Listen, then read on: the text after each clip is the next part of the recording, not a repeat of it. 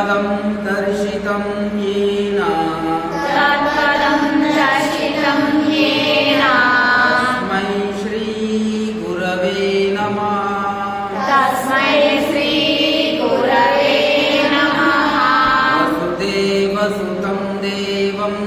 वसुदेवसुतं देवं कंसचाणूरमर्दनं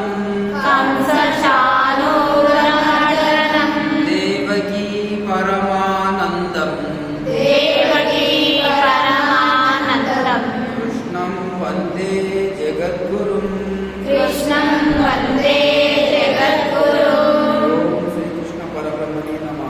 ओम श्री कृष्ण परब्रह्मणे नमः। ओम श्री कृष्ण परब्रह्मणे नमः। ओम श्री कृष्ण परब्रह्मणे नमः।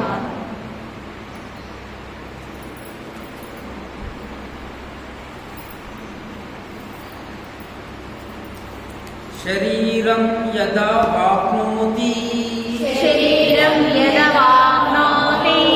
यच्चाप्युत्क्रमतीश्वरः गृहीत्वैतानि संयाति वायुर्गन्धानि वाशयात् शरीरं यदा वाप्नोति यच्चाप्युत्क्रमतीश्वरः गृहीत्वैतानि संयाति वायुर्गन्धानि वाशयात् ఈశ్వరః యత్ శరీరం అవాప్నోతి దేహాది సంఘాతానికి స్వామి అంటే జీవుడు యత్ శరీరం అవాప్నోతి ఎప్పుడు దేహాన్ని పొందుతున్నాడో యచ్చ అపి ఉత్క్రమాతి మరి ఎప్పుడు దేహాన్ని త్యజిస్తాడో వాయువు ఆశయత్ ఆ వాయువు ఆధారం నుండి అంటే పుష్పాదుల కోశం నుండి గంధాన్ని సుగంధాన్ని గ్రహించే విధంగా ఏతాని గృహీత్వ సంయాతి ఈ ఇంద్రియాల గుణాలను గ్రహించి వెలువడుతున్నాడు. అంటే ఇక్కడ అర్థం ఏమిటంటే ఈశ్వర అంటే ఈశ్వరుడు ఎవరు? ఈ యొక్క దేహానికి ఈశ్వరుడు అయినటువంటి వాడు జీవుడు. జీవుడు అని అంటే ఆత్మ. దేహాది సంఘాతానికి, దేహాది అంటే ఈ దేహం, ఈ లోపల ఉండేటటువంటి సంఘం. సంఘం అని అంటే పంచేంద్రియాలు, కర్మేంద్రియాలు, తర్వాత అంతఃకరణం, ఇవన్నీ కలిసి 21 అంగాలు ఉన్నాయి. ఈ 21 అంగాలకు స్వామి ఎవరు? జీవుడు. ఈ జీవుడు ఎప్పుడు దేహాన్ని పొందుతున్నాడో అంటే జీవుడు ఎప్పుడు దేహాన్ని పొందుతాడు? తల్లి గర్భం లోపల పిండంగా ఎదుగుతున్నప్పుడు 7 నెలల పాప ఏర్పడిన తర్వాత ఆ 7 నెలల పాప లోపలికి ఆత్మ ప్రవేశిస్తుంది. ఆ ఆత్మ ప్రవేశించిన తర్వాత పిల్లోడు 9 నెలలకి బయటికి వచ్చేస్తాడు. ఆ 9 నెలల నుండి వాని ఆత్మ పనిచేయడం స్టార్ట్ అవుతుంది. 7వ నెల నుంచే ఆత్మ పనిచేయడం స్టార్ట్ అవుతుంది. ఈ ఆత్మ ఎప్పుడు దేహాన్ని పొందుతుందో ఆ తర్వాత ఎప్పుడు ఈ దేహాన్ని వదులుతుందో, ఎప్పుడు వదులుతుంది ఆత్మ దేహాన్ని తెలియదు. లేకుంటే చనిపోయేటప్పుడు దేహాన్ని వదులుతుంది కదా. అప్పుడు ఏమవుతుంది అని అంటే వాయువు అంటే గాలి ఆ పుష్పాల నుంచి వచ్చే సుగంధాన్ని తీసుకొని ఏ విధంగా అయితే వస్తుందో ఆ విధంగా మన లోపల ఉండేటటువంటి గుణాలను తీసుకొని వస్తాడు. ఎప్పుడు? పుట్టేటప్పుడు. పోయేటప్పుడు ఏం చేస్తాడు? ఈ గుణాలను తీసుకునే వెళ్తాడు. అంటే మనం ఇక్కడ కూర్చుంటే ఏమవుతుంది? ఆ గాలి ఇలా వస్తుంది. వస్తే ఆ గాలి లోపల పరిమళాన్ని చూసి మీరు చాలా సులభంగా చెప్పేస్తారు, ఇక్కడెక్కడో మల్లెపూల చెట్టు ఉన్నది, వాసన వస్తుంది అని అంటారు. అయితే కాదు, అది మల్లెపూలు కాదు, మొగలి పువ్వులదని కొంతమంది అంటారు. అంటే మొగలి పూల వాసన వేరే ఉంటుంది, మల్లెపూల వాసన వేరే ఉంటుంది. ఆ విధంగా ఈ వాసనను, గంధాన్ని ఏ విధంగా అయితే వాయువు తీసుకొస్తుందో అదే విధంగా మనలో ఉండేటటువంటి వాసనలు, త్రిగుణాలైనటువంటివి, సత్వ రజో తమో గుణాలను ఈ యొక్క ఆత్మ తీసుకొని వెళ్తుంది. మళ్ళీ వచ్చేటప్పుడు తీసుకొని వస్తుంది అని చెప్తున్నాడు. వాయువు పుష్పాదుల అదనకోశం నుండి గంధాన్ని సేకరించే విధంగా జీవుడు కర్మవశాన శరీరాంతరం పొందేటప్పుడు పూర్వ శరీరం నుండి మనసును ఇంద్రియాలను తన వెంట తీసుకుపోతున్నాడు. అంటే పూర్వదేహంలోని ఇంద్రియాలనే నూతన శరీరంలో ప్రవేశిస్తున్నాయి. పూర్వదేహం లోపల ఉండే ఇంద్రియాల యొక్క కర్మలు, ఆ గుణాలే మళ్ళీ కొత్త శరీరం లోపలికి ప్రవేశిస్తున్నాయి. కాబట్టి కొంతమంది ఎంత చెప్పినా వినరు. ఎందుకు వింటలేరంటే వాడిని గత జన్మ తాలూకు అలవాట్లు ఆ విధంగా ఉంటాయి. కాబట్టి ఈ జన్మలో కూడా వాడు ఎప్పటి చెప్పినా మారడను. ఆ విధమైనటువంటి అలవాట్లు పూర్వ జన్మలో ఉంటాయి. కాబట్టి ఈ జన్మలో కూడా అలవాట్లు కంటిన్యూ అవుతుంటాయి. కొంతమంది తాగుడికి బానిస అయిపోతారు. ఎవ్వరు ఎంత చెప్పినా వినరు అన్నాడు. ఎందుకనంటే గత జన్మలో బాగా తాగి ఉంటారు. వాళ్ళకు తాగుడు అనేది ఒక వ్యసనంగా మారిపోయి అది రజోగుణంగా వాళ్ళు ఎంబడి వెళ్ళిపోయింటారు. చనిపోయేటప్పుడు మళ్ళీ కొత్త దేహాన్ని పొందేటప్పుడు ఏమవుతుంది, అది ఆ రజోగుణాన్ని తీసుకొని వస్తుంది. ఆ పిల్లోడు 10, 15, 16, 17, 18 సంవత్సరాలు వచ్చేసరికి మన నుంచి విడిపోతాడు ఫ్రెండ్ సర్కిల్ లోపల. మెల్లగా వానికి తాగుడు అలవాటు అయిందనుకోండి, ఇక బాగా తాగుడే అలవాటుగానే మారిపోతాడు. దానికి కారణం ఏం లేదనంటే పూర్వజన్మ సంస్కారం. కాబట్టి ఈ జన్మలో మనం ఏం చేయాలి, మన యొక్క సంస్కారాలని సరి చేసుకుంటే వచ్చే జన్మలో ఇంతకంటే మంచి జన్మ వస్తుంది. అంటే మనం ఏం చేస్తే అది వస్తుంది. ఇప్పుడు బాగా తాగినాం అనుకోండి, వచ్చే జన్మలో ఇంకా ఎక్కువ తాగడానికి అలవాటు అవుతుంది. ఇప్పుడు అన్ని మంచి గుణాలు ఏర్పరచుకున్నాం అనుకోండి, వచ్చే జన్మలో ఇంకా మంచి గుణాలు ఎక్కువైపోతుంటాయి.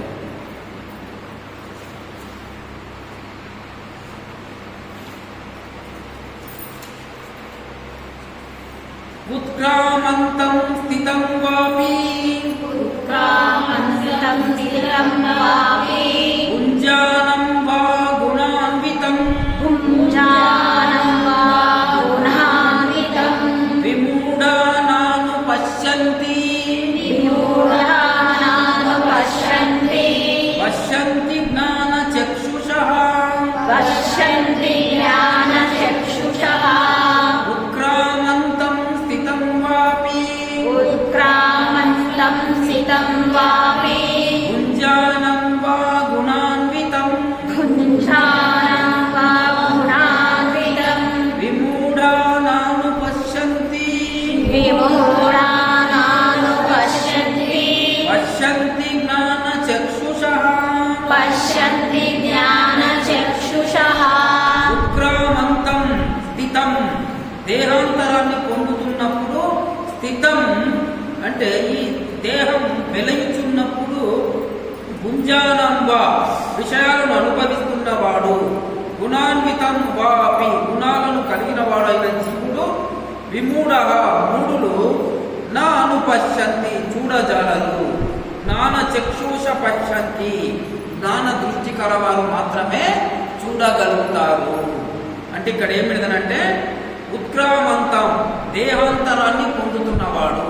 అంటే దేహాంతరాన్ని అంటే ఈ దేహం అంతమైన తర్వాత దీని నుంచి వెళ్ళిపోయేటటువంటి వాడు, పోయిన తర్వాత మళ్ళీ కొత్త దేహాన్ని పొందుతున్నటువంటి వాడు. ఎవడు వాడు? వాడే ఆత్మ. ఆ ఆత్మని స్థితం, ఈ శరీరము బ్రతికున్నంత కాలము ఈ శరీరంలో ఎవడైతే ఉన్నాడో వాడు వెలయుచున్నటువంటి వాడు, విషయాలను అనుభవిస్తున్నవాడు. ఈ శరీరంలో ఉండి దేన్ని అనుభవిస్తాడో రకరకాల విషయాలని అనుభవిస్తున్నవాడు ఎవడైతే ఉన్నాడో ఆ జీవుణ్ణి విమూఢనాను పశ్యంతి మూఢులు, అజ్ఞానులు చూడలేరు. కేవలము జ్ఞానులు మాత్రమే చూడగలుగుతారు. జ్ఞానులు ఏ విధంగా చూడగలుగుతారు? జ్ఞాన దృష్టితోన అర్థం చేసుకోగలుగుతారు. స్పష్టంగా కళ్ళతో చూడడానికి కుదరదు. మన జ్ఞానం ఏమవుతుంది? వికసితమవుతుంది. కాబట్టి మనం ఈ శరీరంలో జీవుడు ఉన్నాడు, ఆ జీవున్నే ఆత్మ అని అనుకుంటున్నామన్న జ్ఞానం మనకు కలుగుతుంది. ఆ జ్ఞాన దృష్టి కల వాళ్ళు మాత్రమే చూడగలుగుతారు. మిగతా వాళ్ళు ఆ యొక్క దీన్ని చూడలేరు. ఎందుకంటే వారి మనసు విషయాకర్షణ చేత బహిర్ముఖంగా ఉంటుంది. కానీ అంతర్ముఖులైన వారు జ్ఞానచక్షువుతో జీవాత్మను దర్శిస్తారు. మూఢుల యొక్క మనసు ఏ విధంగా ఉంటుంది? విషయాకర్షణచే బహిర్ముఖంగా ఉంటుంది. విషయాకర్షణచే బహిర్ముఖంగా ఉంటుంది. మనస్సు బహిర్ముఖంగా ఉంటుంది మూడులకు. జ్ఞానులకు ఏ విధంగా ఉంటుంది? అంతర్ముఖంగా ఉంటుంది.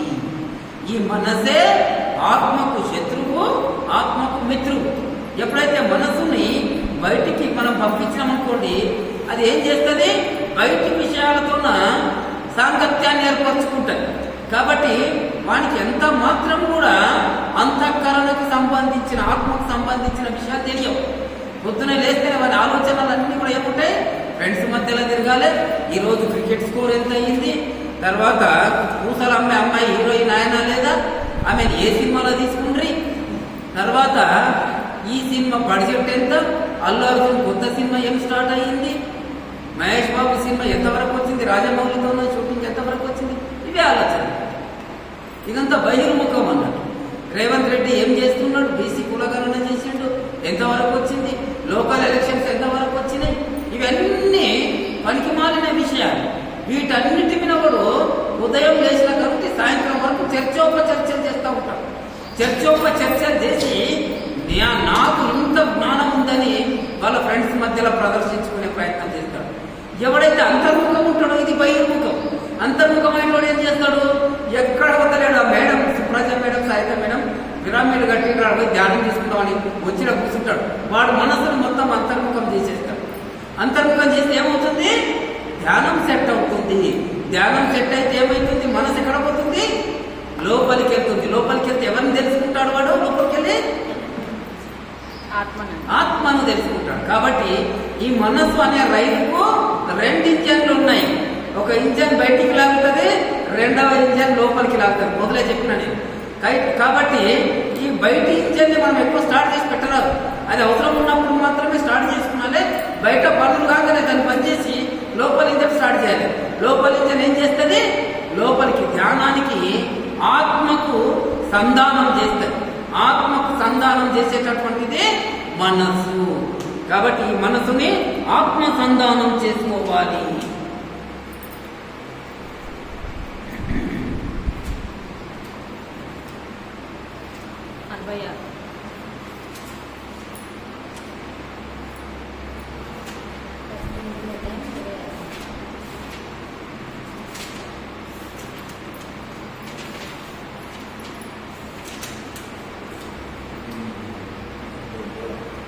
సర్వధర్మాన్ పరిత్యజ్య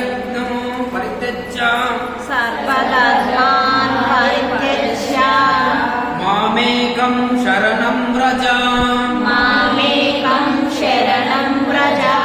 అహం త్వా సర్వ పాపేభ్యో మోక్షయిష్యామి మా శుచః సర్వధర్మాన్ పరిత్యజ్య మామేకం శరణం వ్రజ అహం త్వా సర్వ పాపేభ్యో మోక్షయిష్యామి మా శుచః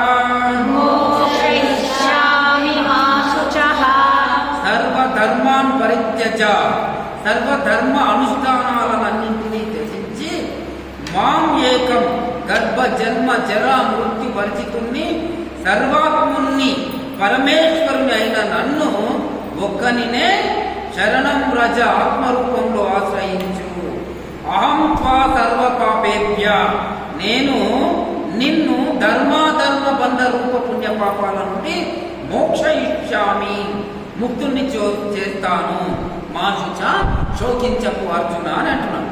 అంటే ఇక్కడ ఏమిటిదనంటే సర్వధర్మాన్ పరిత్యజ్య అంటే నీకు సంబంధించిన సర్వధర్మ అనుష్ఠానాలన్నింటినీ, అనుష్ఠానాలు అని అంటే ఏంటిది? ధ్యానం కానివ్వండి, లేకపోతే జప తప పూజ పునస్కారాలు, వ్రతాలు, సత్యనారాయణ వ్రతం, చాంద్రాయణ వ్రతం, రకరకాల వరలక్ష్మి వ్రతం, తర్వాత ఈ రకరకాల వ్రతాలు ఉంటాయి. ఈ వ్రతాలన్నింటినీ కూడా వదిలేసి మాం ఏకం, నన్ను ఒక్కరిని. మాం ఏకం అంటే నన్ను ఒక్కరిని. నేను ఎవరిని? గర్భ జన్మ జరా మృత్యు వర్జితుణ్ణి. నేను గర్భం ద్వారా పుట్టాను, జన్మ లేదు నాకు. జరా అంటే జర అంటే వ్యాధి లేదు, మృత్యువు లేదు, మృత్యువుని కూడా నేను తీసేసిన, మృత్యు ఉండలేదు నాకు.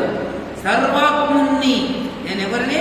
సర్వాత్ముణ్ణి, పరమేశ్వరుణ్ణి అయినా నన్ను ఒక్కరినే ఆత్మరూపంలో ఆశ్రయించు. దేని రూపంలో ఆశ్రయించాలి? ఆత్మరూపంలో. కృష్ణుని రూపంలో ఆశ్రయించని చెప్పలేదు చూడండి. కాబట్టి ఆత్మరూపంలో ఆశ్రయించము. ఆత్మరూపంలో అంటే ఏ ఆత్మరూపంలో? నాలో ఉండే ఆత్మరూపంలో, ఈ సృష్టి మొత్తంలో ఉండేటటువంటి ఆత్మరూపంలో ఆయనను ఆశ్రయిస్తే, అహం త్వా సర్వ పాపేభ్య, నేను నిన్ను సర్వ ధర్మాధర్మ బంధ రూప పుణ్య పాపాల నుండి విముక్తిని చేస్తాను. నీకు ఇంతవరకు ఉండేటటువంటి అన్ని బంధాల నుండి నేను విముక్తి చేస్తాను. ఇంతవరకు చేసిన పాప పుణ్య కర్మాలు, ధర్మాధర్మ కర్మాలన్నింటి నుండి కూడా నేను విముక్తుని చేస్తాను. అర్జున, మోక్షయిష్యామి మా శుచ, నీకు మోక్షాన్ని ఇస్తాను. కాబట్టి నువ్వు దుఃఖించాల్సిన అవసరం లేదు అని అంటున్నాడు.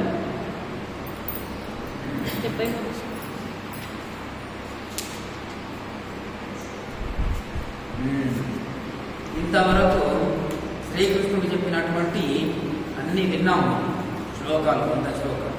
ఇప్పుడు అర్జునుడు చెప్తున్నాడు, నష్టో మోహ స్మృతిర్లబ్ధా, నష్టో మోహః స్మృతిర్లబ్ధా, తత్ప్రసాదాన్ మయాచ్యుత, తత్ప్రసాదాన్ మయాచ్యుత, స్థితోస్మి గత సందేహః, స్థితోస్మి గత సందేహః, కరిష్యే వచనం తవ, కరిష్యే వచనం తవ, నష్టో మోహః స్మృతిర్లబ్ధా, నష్టో మోహః స్మృతిర్లబ్ధా, త్వత్ప్రసాదాన్ మయాచ్యుత, తత్ప్రసాదాన్ మయాచ్యుత, స్థితోస్మి గత సందేహః, స్థితోస్మి గత సందేహః, కరిష్యే వచనం తవ. కరిష్యే వచనం తవ. అచ్యుత, త్వత్ప్రసాదాత్ మోహ నష్ట. కృష్ణ, నీ కృప వల్ల నా అజ్ఞానం తొలగింది, నా అజ్ఞానము తొలగింది. మయా స్మృతి, నా చేత ఆత్మతత్వ విషయ స్మృతి లబ్ధ పొందబడింది. గత సందేహ స్థితాస్మి, సంశయరహితుడై ఉన్నాను. తవ వచనం కరిష్యే, ఇప్పుడు నువ్వేం చెప్తే దాన్ని, నీ ఉపదేశాన్ని పాటిస్తాను కృష్ణ అని అంటున్నాడు. అంటే ఇక్కడ ఏమంటున్నాడు? అచ్యుత త్వత్ప్రసాదాత్ మోహ నష్ట. ఓ కృష్ణ, నీ కృప వల్ల నీవేవైతే 574 శ్లోకాలు నాకు చెప్పి జ్ఞానాన్ని కలిగించినవో ఆ జ్ఞానం వల్ల ఏమైంది? నా అజ్ఞానం తొలగిపోయింది, నాకుండేటటువంటి మోహం మొత్తం కూడా నశించిపోయింది. అని అంటే ఏ మోహం ఉన్నది? ఇక్కడ తండ్రులను, తాతలను, మేనమామలను, గురువులను ఎలా చంపాలి అనేటటువంటి మోహం. ఆ మోహం అంటే ఒక బంధం వచ్చింది. ఆ బంధం రావడం వల్ల అయ్యో వీళ్ళని ఎలా చంపాలి, అయ్యో పాపం అనేటటువంటి ఒక భావన కలగడం వల్ల నేను యుద్ధం చెయ్యను, వాళ్ళని ఎవరిని చంపను అని అన్నాడు. కాబట్టి ఇప్పుడు నాకు ఆ మోహం నశించింది. ఇప్పుడు నువ్వు ఎవరిని చంపమన్న వాళ్ళని చంపుతాను. ఆ మోహము నశించింది. మయా స్మృతి లబ్ధ, నీవు చెప్పిన జ్ఞానం వల్ల నాకేమైంది? ఆత్మతత్వ విషయ స్మృతి కలిగింది. అంటే నేను ఆత్మని, వాళ్ళంతా కూడా ఆత్మలు. కాబట్టి నేను వాళ్ళను చంపడం లేదు, వాళ్ళ దేహాలను మాత్రమే చంపుతున్నా కానీ ఆత్మను చంపడం లేదు. నేను కూడా చంపడం లేదు, నాలో ఉండే ఆత్మ కూడా చంపడం లేదు, వాళ్ళు కూడా చావడం లేదు. ఆత్మకు నాశనం లేదు అనే విషయం నాకు అర్థమైపోయింది. కాబట్టి నా మోహం, నా అజ్ఞానం మొత్తము నశించింది. ఇప్పుడు నేను సంశయరహితుడిని అయిపోయినా, సందేహం లేదు నాకు. ఇప్పుడు ఎటువంటి అనుమానము లేదు.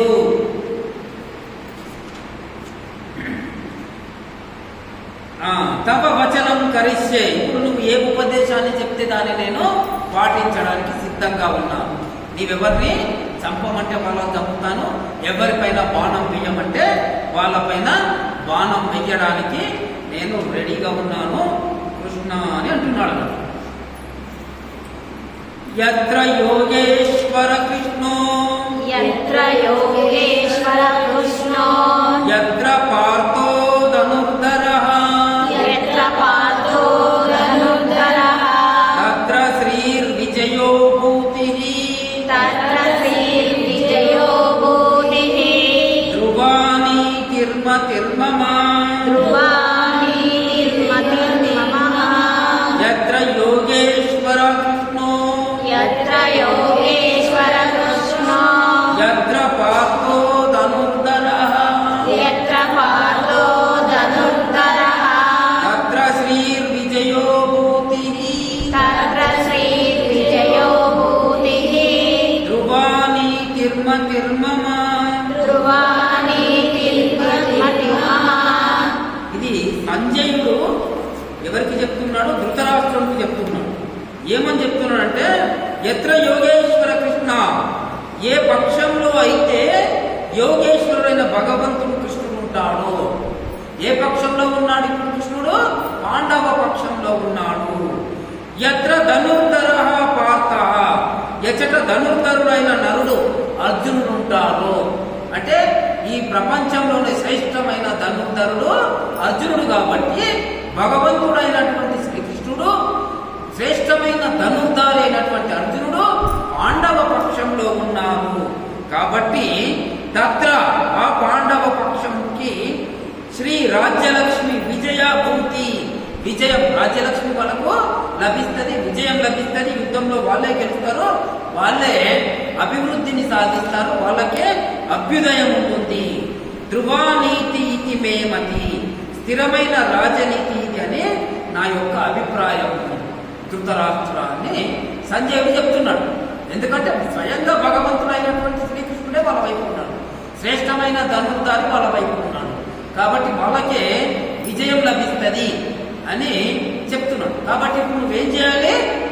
నీ కొడుకులకు చెప్పుకొని యుద్ధాన్ని ఇప్పటికైనా ఆపివేస్తే నీ పిల్లలు యుద్ధంలో చనిపోకుండా మిగులుతారు అని ఇండైరెక్ట్గా, పరోక్షంగా ధృతరాష్ట్రుణ్ణి హెచ్చరిస్తున్నాడు. దీనితో మనకుండే 5 శ్లోకాలు పూర్తయి.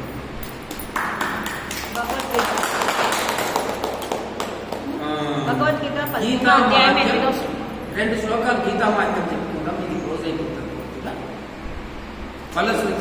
ఫలశ్రుతి మహాపాపాతి పాపాని గీతా ధ్యానం కరోతి చేత్ క్వచిత్ స్పర్శం న కుర్వంతి నలినీదలమంబువత్.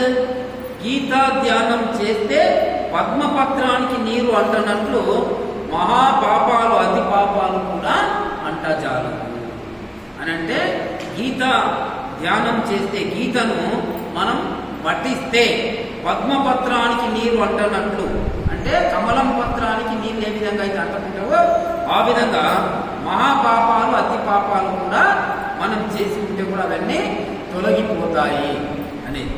ఈ గీతా మహత్యం అనేటటువంటి 23 శ్లోకాలు ఉన్నాయి. అవన్నీ చాలాసేపు అవుతుంది కాబట్టి కేవలం ఏమిటంటే ప్రతిసారి భగవద్గీత ముగించే సమయంలో ఫలశ్రుతి చెప్పుకోవాలి. లేకపోతే ఏమవుతుందనంటే ఇంతవరకు మనం చెప్పిన భగవద్గీత శ్రమనే, దీని నుంచి ఫలితం ఏం లభించదు. కాబట్టి ఖచ్చితంగా శృతి చెప్పుకోవాలి. అందుకని ఒక శ్లోకం చెప్పుకోవాలి.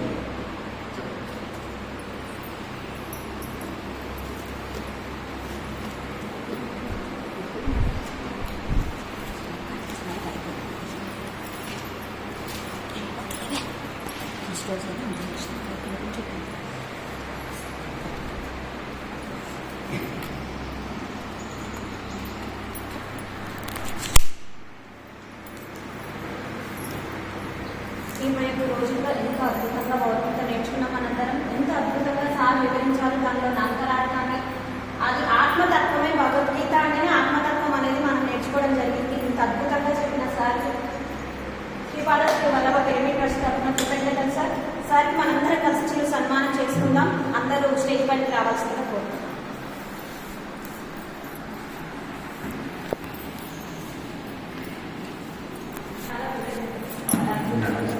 నేను వివో